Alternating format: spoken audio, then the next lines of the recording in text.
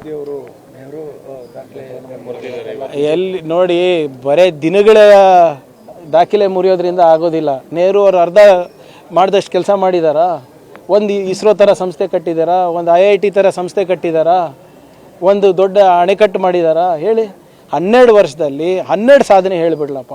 100 smart city ಕಟ್ತೀನಿ ಅಂದ್ರೆ ಒಂದನ ತೋರಿಸ್ಬಿಡಿ ಸ್ವಾಮಿ. Make in India, skill India, digital India, Beti Bachao Beti ಪಡಾವ್, ಬರೇ ಸ್ಲೋಗನ್ಗಳಾಗಿ ಉಳಿದಿವೆ.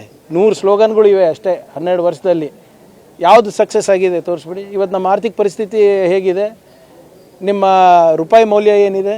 12 ರೂಪಾಯಿಗೆ ತಂದು ಇಡ್ತೀನಿ ಅಂದವರು ಇವಾಗ 100 ಮುಟ್ತಾ ಇದೆ. LPG ಇದು ಎಷ್ಟಾಗಿದೆ ಇವಾಗ? ಕಮರ್ಷಿಯಲ್ ಸಿಲಿಂಡರ್ ಇರ್ಬೋದು, ಡೊಮೆಸ್ಟಿಕ್ ಸಿಲಿಂಡರ್ ಇರ್ಬೋದು, ನಿಮ್ಮ ಪೆಟ್ರೋಲ್ ಡೀಸೆಲ್ ರೇಟ್ ಇರ್ಬೋದು, ಫರ್ಟಿಲೈಸರ್ ಇರ್ಬೋದು. ಎಲ್ಲಿದೆ ಸ್ವಾಮಿ? ಏನು ಯಾವ ಪುರುಷಾರ್ಥಕ್ಕೆ ಇವರು ಸಾಧನೆಗಳನ್ನು ಹೇಳ್ತಾ ಇರೋದು? ನೆಹರು ಅವ್ರಿಗೆ ಕಂಪೇರ್ ಮಾಡ್ತಿರಲ್ಲ.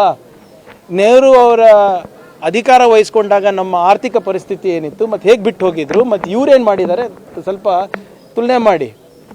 ಮೋದಿಯವರ ಹೆಸರಲ್ಲೆಲ್ಲ ಪೂಜೆ ಎಲ್ಲ ಮಾಡ್ತಾ ಇದ್ದಾರೆ. ಮಾಡಲಿ, ಇವರೇ ಅವರೆಲ್ಲ ಅಂಧಭಕ್ತರು. ಅವ್ರು ಮಾಡಿಲ್ಲ ಅಂದರೆ ಏನೇನು ಮಾಡ್ತಾರೆ? ಅವರೇ ಪೂಜೆ ಮಾಡಬೇಕಲ್ಲ. ಇಂಥ ಪ್ರಶ್ನೆಗಳಿಗೆ ಉತ್ತರ ಕೊಡೋಕೆ ಹೇಳಿ. ಅದು ಒಂದು ಕಲ್ಟ್ ಥರ ಮಾಡ್ಕೊಂಡಿದ್ದಾರೆ ಅಷ್ಟೇ ಅವರು. ಅದು ಬಿಟ್ಟರೆ ಬೇರೆದೇನಿಲ್ಲ. ಈಗ ನೀವೇ ಹೇಳಿ, ನಿಮ್ಗೆ ಸಿಗೋ ಸಂಬಳ ಸಾಕಾಗುತ್ತಾ? ಬೇರೆಯವ್ರದ್ದು ಬಿಟ್ಬಿಡಿ. ಹಾಂ, ನೀವೇನು ನಗ್ತಾ ಇದ್ದೀರಾ? ಹಾಂ, ಸರಿ. I am not against anybody. ಅವರು if they are against me, I can't help it. ಇದು ನಾನು ಹೇಳ್ತಾ ಇದ್ದಂಗೆ ಇನ್ನೂ ಕಲಿತಾ ಇದ್ದೀನಿ ಸರ್. ಇನ್ನು 3-4 ದಿನ ಆಗಿದೆ ಚಾರ್ಜ್ ತೊಗೊಂಡು. ಇಲ್ಲ, ಯೂನಿಟ್ ವೈಸ್ ಮಾಡ್ತಾ ಇದ್ದೀವಿ. ಇನ್ನೂ ಒಂದು 8 ದಿನ ಆಗುತ್ತೆ. ಯಾಕಂದರೆ ಸುಮಾರು 16-18 ಯೂನಿಟ್ ಬರ್ತದೆ. ಒಂದೊಂದು ಯೂನಿಟಿಗೆ ಒಂದೊಂದು ದಿನ ಅಂದ್ರೂ ಒಂದು 15 ದಿನ ಬೇಕಲ್ಲ ನಮ್ಗೆ ಅರ್ಥ ಮಾಡ್ಕೊಳ್ಳೋಕ್ಕೆ. Okay sir. ಸಚಿವರ ಖಾತೆಗಳ ಅಸಮಾಧಾನ ಇರುವಂಥದ್ದು ಸರ್. ಎಲ್ಲಿದೆ? DK ಶಿವಕುಮಾರ್ ಭೇಟಿಯಾಗಿದ್ದಾರೆ, ಕೃಷ್ಣ ಬೈರೇಗೌಡ ಡೆಲ್ಲಿಗೆ ಹೋಗಿದ್ದಾರೆ. ನೋಡಿ, ಇವರೇ ಏನಿದ್ರು ವರಿಷ್ಠರು ಕೂತ್ಕೊಂಡು ತೀರ್ಮಾನ ಮಾಡ್ತಾರೆ. ಎಲ್ಲರಿಗೂ ಸಮಾಧಾನ ಮಾಡೋಕ್ಕೆ ದೇವ್ರ ಕಡೆಯಿಂದನೇ ಆಗಲ್ಲ ಅಂದರೆ ನಮ್ಮ ಕಡೆಯಿಂದ ಏನಾಗ್ತದೆ? ಆಮೇಲೆ ಅಂಥದ್ದು ಯಾವುದೂ ಗೊಂದಲ ಇಲ್ಲ. ರಾಮಲಿಂಗಾರೆಡ್ಡಿ ಸಾಹೇಬರು ಭಾಳ ಸ್ಪಷ್ಟವಾದ ಸ್ಟೇಟ್ಮೆಂಟ್ ಕೊಟ್ಟಿದ್ದಾರೆ. ಮುನಿಯಪ್ಪ ಸಾಹೇಬರು ಸ್ಟೇಟ್ಮೆಂಟ್ ಕೊಟ್ಟಿದ್ದಾರೆ.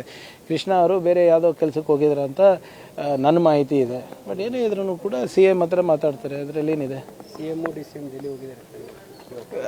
ಅದೇ ಅವರು ಹೋಗಿದ್ದಾರೆ, ತಪ್ಪೇನಿದೆ ಅದರಲ್ಲಿ? ಭಾಳ ಸ್ಪಷ್ಟವಾದಂಥ ಏನೋ ಅವ್ರ ದಿನಚರಿ ಇದೆ ಅಲ್ಲ.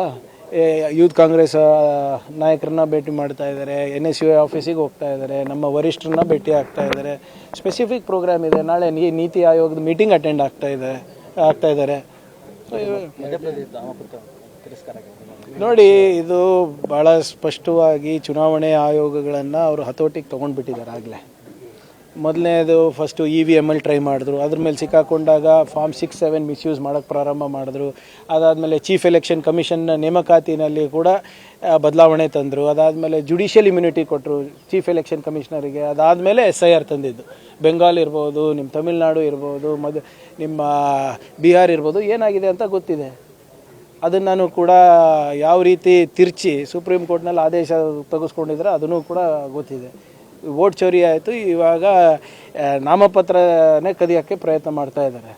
ಈ ಒಂದು ವ್ಯವಸ್ಥೆ ಇದೆ, ಒಂದು ಕಾನೂನಿದೆ, ಒಂದು ಸಂವಿಧಾನದ ಅಡಿನಲ್ಲಿ ಕೆಲವು ನಿಯಮಗಳಿದೆ. ಅದನ್ನು ಕೂಡ ಗಾಳಿಗೆ ತೂರ್ತಾರೆ ಅಂದರೆ ಯಾವ ಮಟ್ಟಕ್ಕೆ ಇವರು ಚುನಾವಣೆ ಆಯೋಗ ಅವ್ರ ಕೈಗೊಂಬೆ ಆಗಿದೆ ಅಂತ ನೀವು ಯೋಚನೆ ಮಾಡ್ಬೋದು.